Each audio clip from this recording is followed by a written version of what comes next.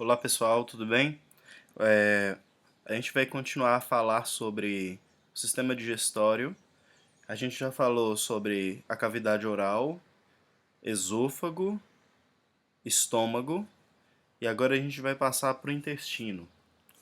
Bom, então essa primeira imagem que a gente está observando, que a gente observa, ela está me mostrando uma região de transição entre o estômago, né? Se a gente aproximar aqui, a gente consegue observar essa estrutura ainda presente no estômago.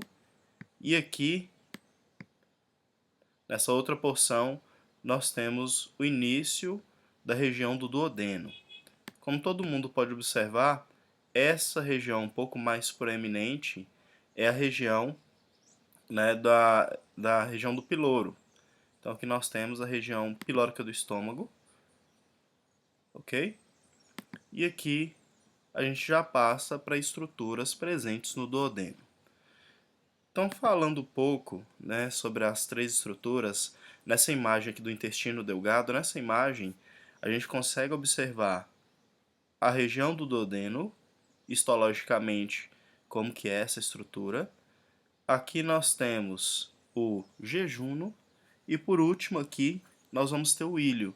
Percebam que as camadas, né, desses tecidos, tanto da mucosa quanto da submucosa e região muscular, a gente tem um adelgamento, né, dessas estruturas. Então, no jejum aqui a gente percebe uma diminuição aqui da camada mucosa e submucosa principalmente.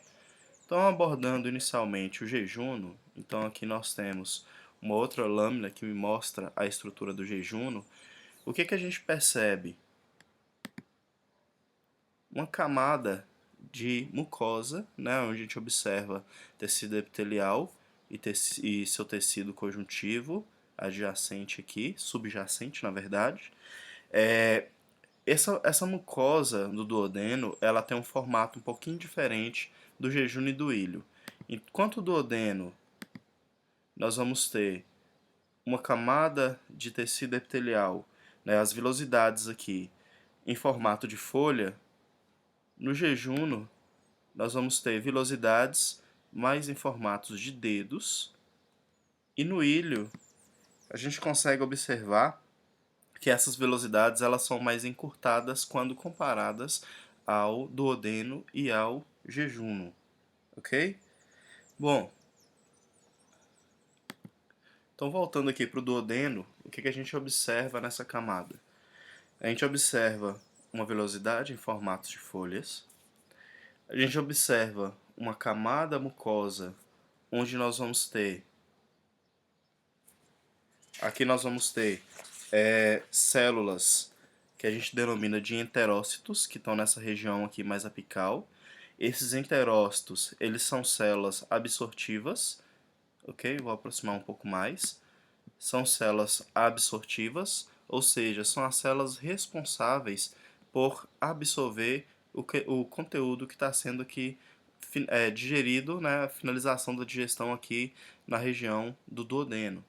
Então esses enterócitos eles têm a capacidade de absorver. No entanto, quando a gente observa as microvilosidades presentes na membrana citoplasmática dessas células, nós vamos ter algumas enzimas.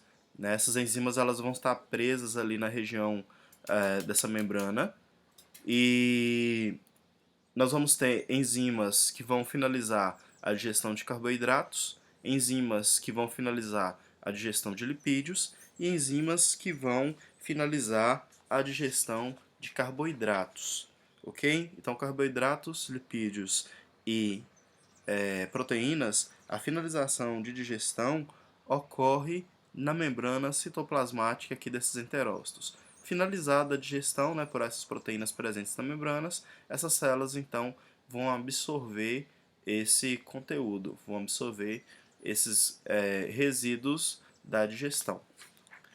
Bom, qual outro tipo de células que nós vamos ter? Então, aqui nessa região mais apical da velocidade, nós vamos ter os enterócitos, ok? Mais aqui na região do istmo, a gente consegue observar o maior número de células caliciformes. Então, essas células caliciformes, como a gente já viu, elas são células que elas vão ter formato de cálice, principalmente aqui nessa região do domínio apical, vai ter esse formato de cálice. No domínio basal dessa célula, então na região basal, nós vamos ter um maior número de retículo endoplasmático granular, também conhecido como retículo endoplasmático rugoso, e também, próximo aqui ao núcleo, que vai estar nessa região basal, nós vamos ter também um complexo de Golgi. E como a gente já sabe, a mucina produzida, né, o muco produzido, ele fica guardado aqui dentro dessa célula, fica estocado aqui nessa célula e liberado posteriormente aqui para proteção dessas células contra bactérias e também contra as enzimas do processo de digestão. O que a gente vai ter além disso? Nós vamos ter nas regiões aqui dessas criptas, esperando carregar, a internet não está ajudando muito, nós vamos ter células tronco. Então nessa região aqui nós vamos ter células tronco. As células tronco elas vão ter capacidade de se diferenciarem em enterócitos, em células caliciformes, em células de Pannet, que a gente vai falar, células enteroendócrinas também, ok? Bom, então adentrando um pouco mais aqui nessa cripta da glândula, nós vamos ter células de Pannet. Essas células de Pannet, elas têm a capacidade de produzir fatores antimicrobianos, como TNF-alfa, por exemplo, algumas interleucinas e etc. E nós vamos ter, além disso, células enteroendócrinas que vão estar nessa região aqui também. Essas células enteroendócrinas, elas vão ter capacidade de produzir hormônios que vão estar associados, né, com todo o processo de digestão. Então, são hormônios que vão enviar informações para o fígado, para a vesícula biliar, para o pâncreas, para o próprio estômago, tá? E vão controlar ali a liberação de conteúdos que vão favorecer a digestão, ou também inibir a liberação, por exemplo, de fator intrínseco de ácido gástrico lá no estômago. Okay? Então, essas células enteroendócrinas produzem hormônios que estão associados com o controle do processo de digestão. Ainda falando sobre as vilosidades, se a gente observar, aqui nas lâminas a gente não consegue observar essa estrutura. Mas o que a gente vai ter aqui no interior, aqui dessa glândula? Então, aqui nessa parte interna aqui dessa vilosidade. Nós vamos ter apenas um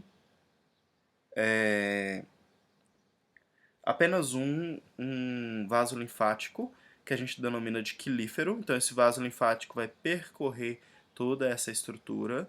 E esse vaso linfático ele vai estar associado principalmente com a absorção, né, ele que vai auxiliar a absorção de lipídios lá, que são enviados por quilomicrons. Pessoal, eu não estou adentrando dentro de bioquímica, nem adentrando em anatomia ou fisiologia, porque o objetivo nosso é ver a histologia, ok? Então a gente não vai falar muito sobre isso não. Além disso, o que a gente vai ter? Um plexo capilar da vilosidade. Então nós vamos ter nós vamos ter arteríolas, nós vamos ter veias que vão passar aqui também por essa estrutura e vão auxiliar na irrigação aqui dessa vilosidade. Para que a gente precisa disso? Além de auxiliar na absorção dos nutrientes que vão ser absorvidos pelas células enteroendócrinas aqui nessa região, a gente tem que lembrar que para a produção de muco eu preciso de sangue passando ali por toda essa estrutura, porque é o sangue que vai fornecer os nutrientes necessários. Então, o líquido, né, a água, ela vai ser capturada aqui aqui dos vasos linfáticos, né, por essas células, e os conteúdos também para a formação da mucina, né, que é uma glicoproteína. Então, preciso de vasos sanguíneos capilares passando por aqui, por essa estrutura. Além disso, o que a gente vai ter? Mas aqui na região basal, dessa velocidade, nós vamos ter capilares, um plexo capilar da glândula intestinal, que a gente vai falar um pouquinho sobre. Bom, então entendido isso, né? Observando aqui que a gente vai ter um plexo capilar aqui da vilosidade, nós vamos ter um vaso linfático passando aqui, que é o quilífero, que a gente denomina de quilífero. Nós vamos ter um plexo capilar da glândula intestinal, que a gente denomina de glândula de Brunner. Oh, desculpa, a gente denomina de glândula.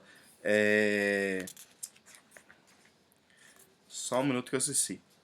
Glândula de Lieberkühn, tá? Então essa glândula de Lieberkühn, ele vai secretar a substância, é nela que vai estar presente, né, as células enteroendócrinas, por exemplo, nessa região aqui, dessas glândulas de Lieberkühn, ok?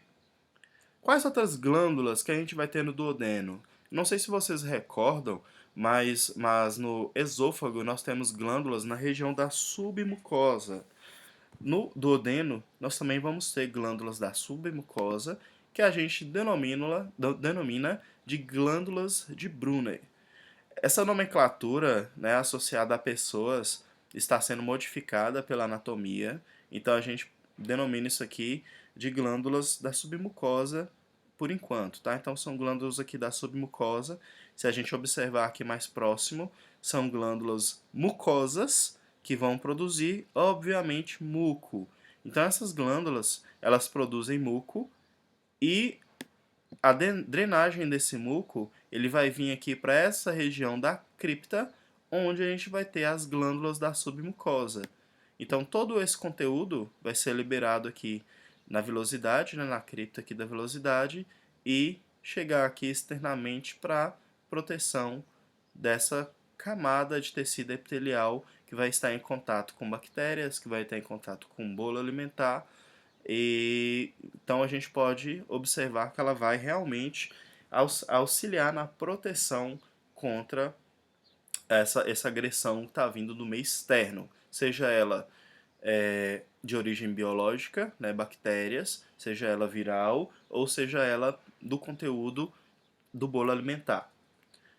Além disso, uma questão que a gente ainda não falou sobre, essas células, elas são unidas entre si principalmente por junções oclusivas, ok? Então nós temos junções oclusivas que elas vão auxiliar aqui na,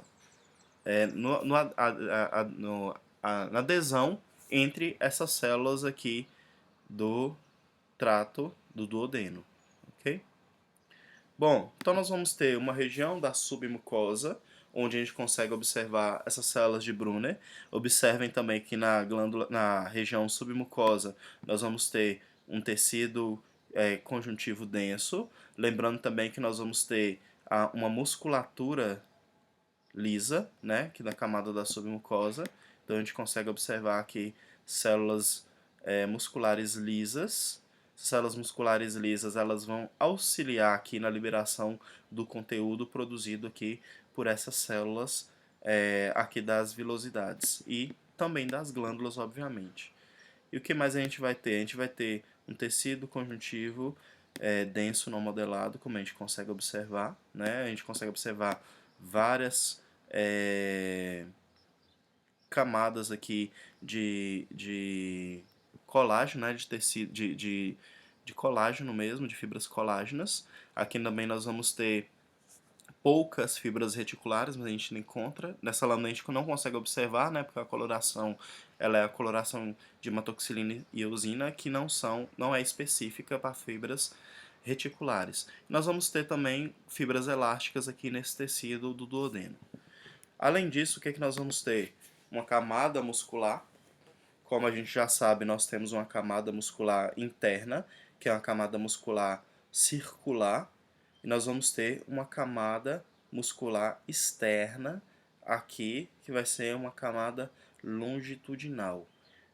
Aqui a gente não consegue observar, deixa eu ver se a gente consegue observar nessa lâmina, o plexo mioentérico, que vai ficar aqui nessa região, que essa lâmina a gente não consegue observar, mas só vocês lembrarem lá da do estômago, onde a gente vai ter aqui nessa região plexo mientérico. A gente consegue observar algumas células aqui do plexo mientérico, mas não está tão nítido quanto as presentes lá no estômago, né? Aquela lâmina do estômago que a gente trabalhou está bem mais nítido. E nós temos também um plexo submucoso, que vai ficar aqui nessa região, nessa lâmina aqui também a gente não consegue observar, mas na lâmina lá de estômago a gente consegue observar nitidamente o plexo submucoso, né, que faz parte do sistema nervoso autônomo, né, e vai auxiliar no controle aí das camadas musculares para contração dessas camadas e auxílio então no processo de digestão. Bom, o que mais que a gente vai ter? Nós vamos ter a placa de Peyer, né, que é um tecido linfóide que vai estar associado ao intestino. Quando a gente chegar lá no ilho, a gente vai conseguir observar isso melhor. Bom, pessoal, então, em relação ao duodeno, basicamente é isso. Nós vamos ter células enteroendócrinas. Células enteroendócrinas, elas vão ter microvilosidades que vão estar presentes nessas células enteroendócrinas. Vão ser aproximadamente, cada célula, 3.000 microvilosidades e aumenta 30 vezes aqui a capacidade, né, a superfície de contato para essa digestão. Nós vamos ter células caliciformes, que vão estar presentes aqui, principalmente na região aqui do istmo. Nós vamos ter, aqui mais nessa região, nós vamos ter as glândulas, né, de Lieberkühn, que vão ser glândulas que vão produzir, são glândulas onde a gente vai encontrar células enteroendócrinas, por exemplo, e essas células enteroendócrinas liberam hormônios que têm essa capacidade de controle do processo de digestão. Além disso, nós vamos ter também células de Pannet, né, que a gente já viu. Aqui nós vamos ter a camada muscular da submucosa.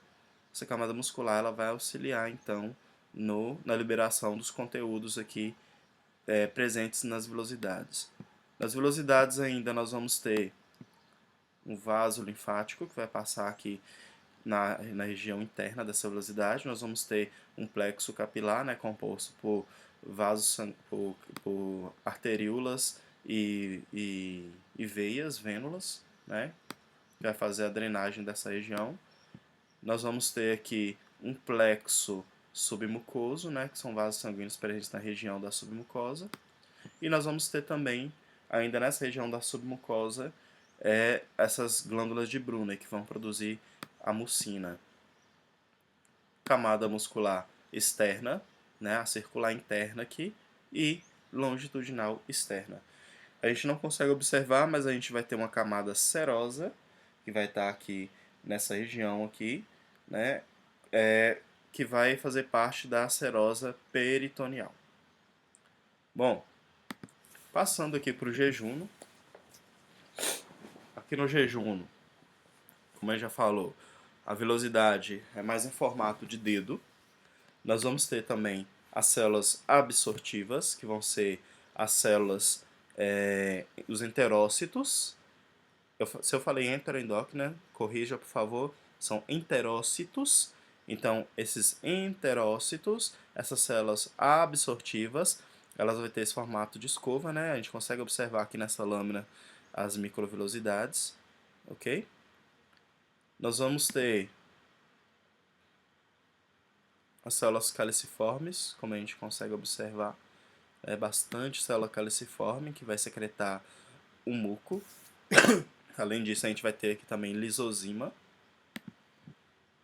Nós vamos ter aqui na região glandular as células de Pannet, que vão produzir, né, fatores antimicrobianos. A gente consegue observar que tem uma coloração eosinofílica aqui bem forte. Então aqui essas células produziram conteúdos que seriam liberados aqui, né, lá na região das criptas para proteção desse tecido. Uma coisa para ser lembrada, esse conteúdo produzido pelas células de Pannet, eles vão se conectar com a mucina e vai ficar preso ali então nesse muco que vai estar revestindo a vilosidade. Nós vamos ter a lâmina própria, né? Como no duodeno nós vamos ter lá vaso linfático, plexo capilar, né? Nós vamos ter a camada muscular da mucosa, que aqui a gente consegue observar nitidamente essa camada muscular da mucosa. Aqui a gente consegue observar toda a submucosa, então a gente consegue observar um tecido conjuntivo denso não modelado, ok? Aqui nessa lâmina a gente consegue observar o plexo nervoso, né? Atualmente ainda denomina-se plexo de Meissner, mas a melhor nomenclatura seria plexo submucoso. E aqui a gente consegue observar a camada muscular circular interna, longitudinal externa, e aqui a gente consegue observar, que é bem nítido, né? Fica bem nítido aqui para a gente observar, o plexo mioentérico. Okay? Então a gente consegue observar aqui o plexo mioentérico entre essas duas camadas de tecido muscular liso, aqui no jejum. Bom, aqui mais uma lâmina de jejum que a gente consegue observar.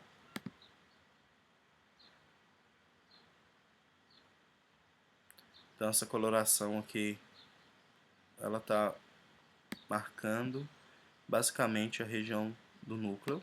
É bem interessante que a gente consegue observar, né, as fibras colágenas aqui, marcadas em azul. A gente consegue observar isso daqui. Olha que bacana essa lâmina.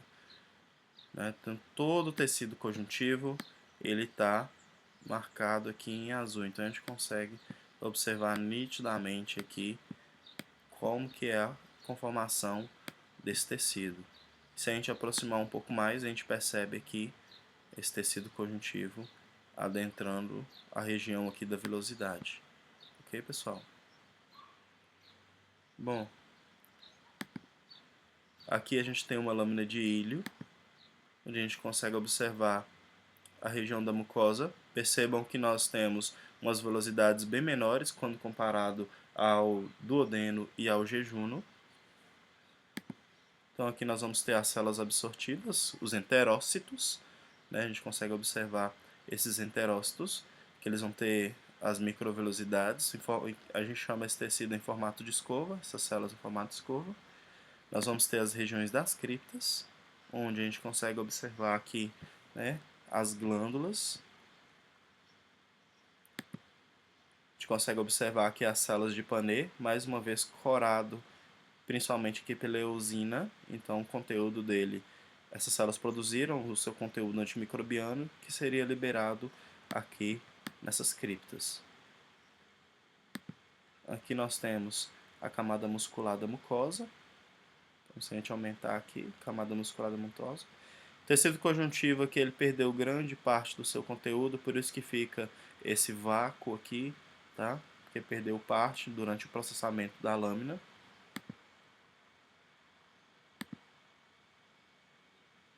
Uma coisa bem interessante, que a gente não falou aqui desse tecido, do intestino delgado, é que o intestino delgado ele possui algumas dobras permanentes. Essas dobras elas vão auxiliar também no processo de digestão. Onde que eu tenho essas dobras? Final do duodeno, principalmente aqui no jejum, e no ilho eu já não tenho essas dobras circulares permanentes. Mas isso é conteúdo também da anatomia.